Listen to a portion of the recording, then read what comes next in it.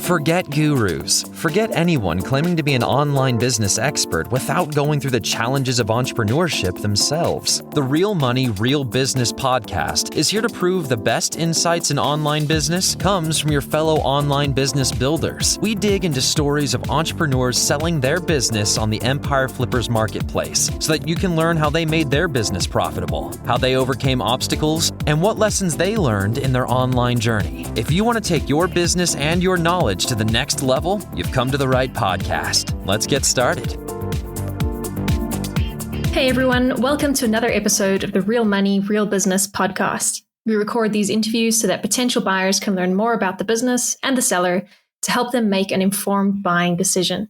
If you would like to learn more about this business, including details like what type of business it is, how much revenue and profit it makes, and all of the assets included with the business, simply visit empireflippers.com/marketplace and search for this business's listing number, which you can find in the video thumbnail and in the description. Or if you're watching this on YouTube, you can click the link in the description to go straight to the listing. So without further ado, let's get into this interview. First up, let's learn a little bit about you. Can you tell us about your background in building and running online businesses? My background in running online businesses dates back all the way to 2013. Just starting in dropshipping, small ticket items, and building a few stores to be successful. The problem is those were from AliExpress and dropshipping from China, and long shipping times and quality of the products wasn't there. So eventually moved on to working with brands directly here in the US and finding top brands and vendors in the industry that you're working with. And so, which saved the shipping times were faster. Obviously, working with top brands, so the quality of the products was much better. The warranties are there, and support from most suppliers is also there. And so it's just a much better experience. And I've been doing that since 2017. Why are you selling the business now instead of keeping it and growing it further? Selling the business because, one, I started the soccer club a few years ago right here in our city in Lincoln, Nebraska. And we've slowly grown every year. And this year, we went from 200 athletes to 750 athletes. We also got our own facility. And so now I'm running a pretty big club. And during the day, I'm also the facility manager and trying to make sure that the big facility with 9 fields and, keep going, bring revenue in. So I'm basically running that whole complex. And I'm also running a club. And that's the main reason I'm selling the online business is because I'm just too busy right now and I'm doing all that and I'm running 2 other businesses. So. Can you describe the amount and the type of work that you do on this business to maintain it? Honestly, the amount of work I do on this business right now is very, very minimal. I have a VA from the Philippines who does all the work, day-to-day tasks, phone calls, customer service requests, fulfilling orders, whatever needs to be done on the website. He kind of does it all. And so with the soccer club growth that I've had in the past 5 months, I haven't worked more than 5 hours a week and just don't have the time, but my VA maintains it all. What I do is sometimes I go in and if there are requests that AJ, my VA, needs help from me to do things, if I need to call and contact some suppliers and see if they have any promotions going on that we can put on our website because they always have promotions and things going, I'll go in and sometimes just see what our competitors are doing and tell my VA like, hey, these guys are doing these sort of things. Could we find a way to make sure we're doing this as well? And so just to try to stay up to date with the suppliers and things like that. So if you were to keep this business, what are some of the ways you would try to grow it? And going off that, because I work less than 5 hours a week on it right now, if I were to keep the business, the way I would grow it is obviously, one, try to start working more, put more time into it, try to find more time. And the organic traffic for this website was good for a while because I was creating content, but then I stopped and there was just no content, no backlinks, anything to maintain it or to try to grow it. I think I've talked to our VA and trying to just upgrade our content on the website currently. And that's what we're doing right now. Just try to grow it back up. And I think it's up and upward trend again. What I would do is write more blogs, sporting content, get more backlinks. And then the other big lever is Google Ads. I really haven't touched that in 5-6 months. It's just generic Google shopping ads. I haven't done search text ads. I haven't really done much there.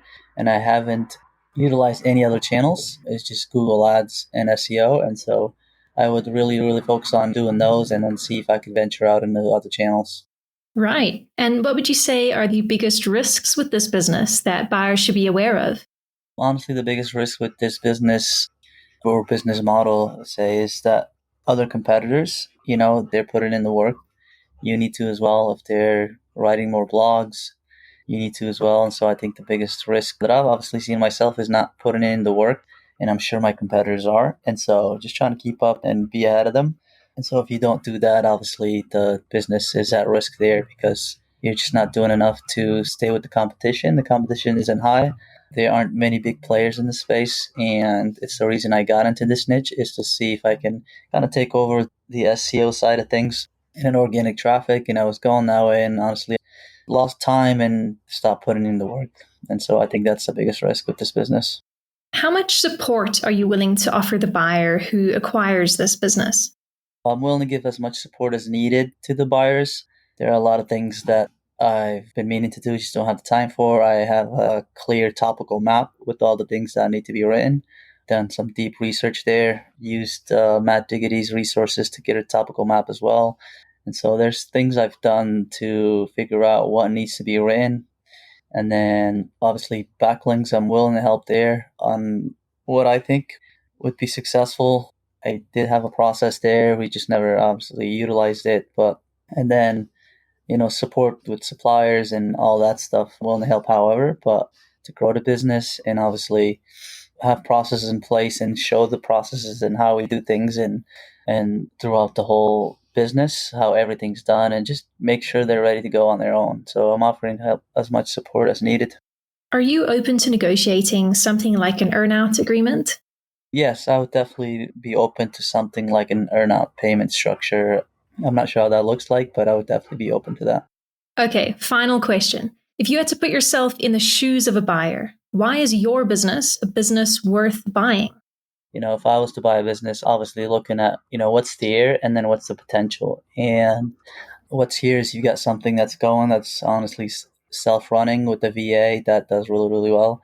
And no work's been done to the business in the past year and, no content and, not enough backlinks and all that. So the potential is really, really there. There's a lot of suppliers that I brought on board that, we added the products up and we put them up and we just ran some generic ads that we haven't really taken advantage of figuring out, how do we sell their products. And, we have some suppliers that have higher ticket items that there should be more focus on. And so the potential here is crazy. Google ads, it's just generic shopping campaigns, which obviously I'm willing to help on how to expand on Google ads, search text ads and all these other things. But the potential is really there for this business to grow. And if I'm someone buying, that's what I'd look for is the potential to grow it immediately and make more. And so for that reason, I really think this business is a steal because you're buying it when not enough work has been done on it. And so the potential to grow it immediately is there. All right, everyone. Thanks for listening. To learn more and see if this business is still for sale, head over to empireflippers.com/marketplace and search for this business listing number, which you can find in the video thumbnail and description. Or if you're watching this on YouTube, click the link in the description to go straight to the listing. Once you've unlocked this listing, you'll find everything you need to know about this business. So, thanks for joining us. See you next time.